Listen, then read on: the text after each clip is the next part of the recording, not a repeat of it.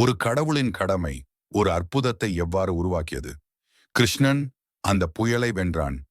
ஆனால் இந்த அதிசயம் யாரும் எதிர்பார்க்கவில்லை.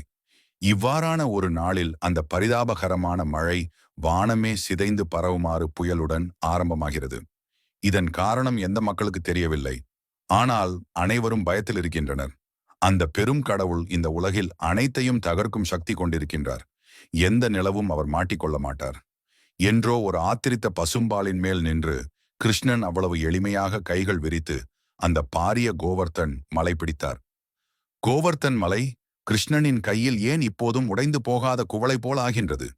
கோபிகைகள் ஆச்சரியத்துடன் கிருஷ்ணனின் கைகளை பார்த்தனர். அந்த மலை ஒரு உலர்ந்து மிதக்கும் வானகம் போல மழையை தடுக்கின்றது.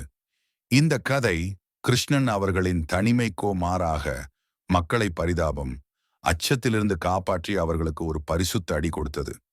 இந்த பரிசுத்த அதிசயத்தை நீங்கள் யாரும் மறக்க முடியாது. கோவர்த்தன் மலை பிடித்த அந்த கிருஷ்ணன் எவ்வாறு இந்த பூமி மீதான அன்பையும் பாதுகாப்பையும் காட்டினார். இன்றைய ஆற்றலுடன் கடவுள் திரும்புகிறார். அவருக்கு காத்திருப்பது எனக்கே தெரியாது. என் கதையை தொடர்ந்தும் பாருங்கள்.